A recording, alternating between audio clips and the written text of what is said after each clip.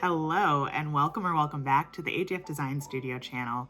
My name is Alana. I'm a freelance lettering artist and designer based in New York. And today's video is a part 2 to my love letters video series here on this channel. If you're not familiar, if you didn't see part 1, I had the honor and pleasure of illustrating this book, Love Letters, an Alphabet of Affirmations. It is out now wherever books are sold. So if you haven't seen part 1, I will link it here and also in the description box down below. In today's video, we're going to be talking about things like the programs that I use to illustrate the book, the review process and the feedback that I received, and so much more. So we're going to jump in right now. To start off the project, I was working with my art director. She was the one who I was in main contact with, and she was the one who would be helping me through this process of illustrating the book. These are the things that I received from her: the book galley and a mood board. The book galley was basically just a PDF with the spreads so that I knew what words were going to be on each spread of the book. Now, Love Letters is a very unique book because, unlike other traditional children's books, all of the wording in the book that the author wrote was going to be hand lettered and custom illustrated by me. So I needed to know what words were going to be on each spread so that I could start thinking about rough compositions and how to lay things out. I also received a mood board from my art director. This was super helpful with early inspirations for the kinds of lettering styles that we wanted to explore. Each spread has its own unique style of lettering. It really was taking inspiration from the mood board, taking inspiration from the words themselves, and allowing that to guide me artistically in the kinds of lettering choices that I made. Once I had everything for the book ready, all the dimensions, the galley, the mood boards, I was ready to get into my sketches, which I created in Adobe Fresco.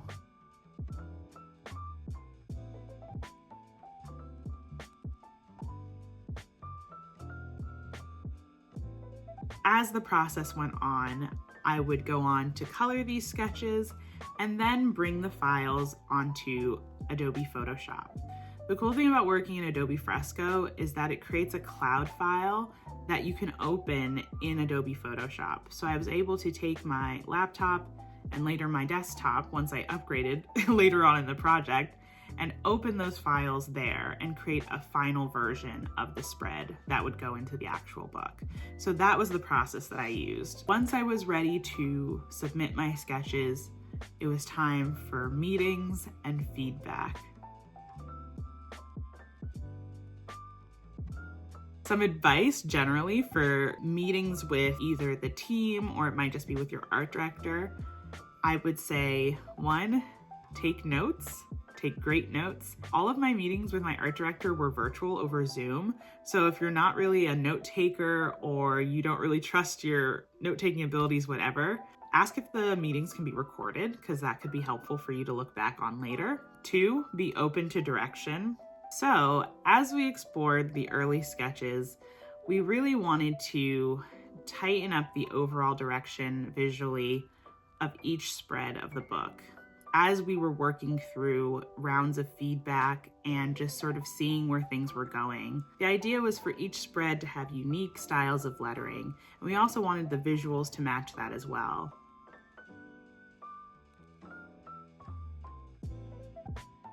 And 3, be vocal with your input.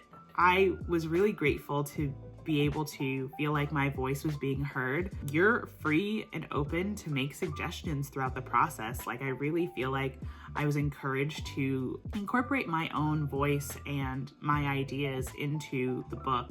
For example, I ended up creating my own mood board with some revisions to those original lettering style inspirations to really help further the book along in terms of its overall visual identity. So we're gonna get into how I stayed organized throughout this 1.5 year long process of illustrating this book. I have a standard file system for all of my freelance projects Whenever I start a new project, I'll always have a folder for my W-9 for accounting purposes. That's for where the contract lives. That's for any kind of vendor agreement or signups that they need to put you in their AP system for getting you paid on time. From there, I have a sketches folder. I have a finals folder.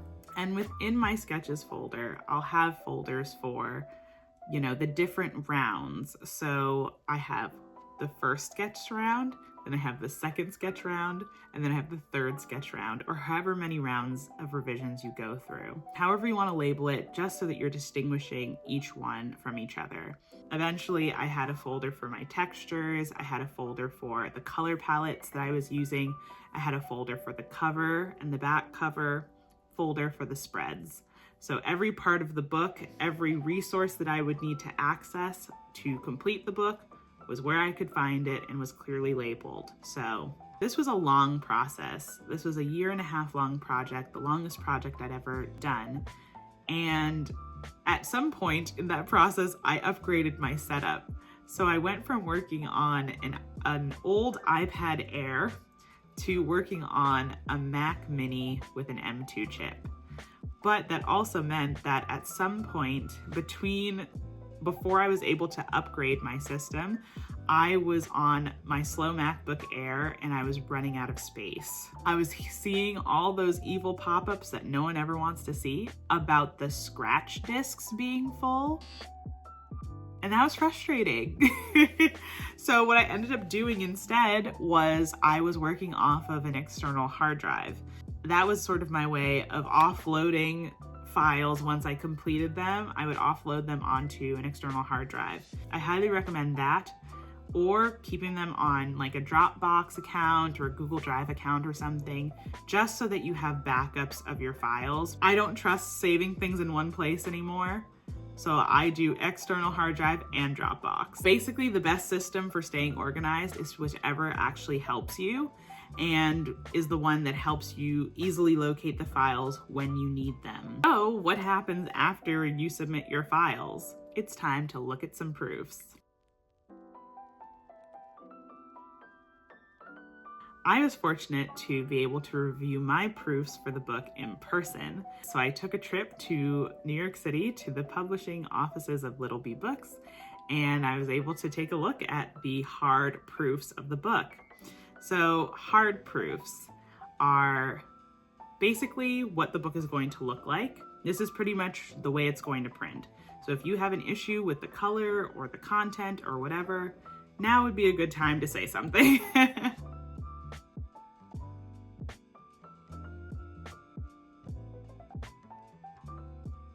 If you recall the cover of the book, we've got pretty much 3 main colors, like neon yellow, this neon pink, and this blue color here. We really stuck to that and really love the way that it sort of ties the whole book together.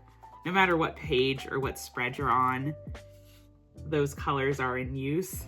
After that process, you would think that I didn't have any more changes to make, but you would be wrong. In between making some smaller changes in that time, I was only able to receive soft proofs. So soft proofs are just, review it for, content, usually digital, usually just for review for content, and not meant to reflect the final integrity of the print quality. Signed off on those from the art director, and then I had to step away.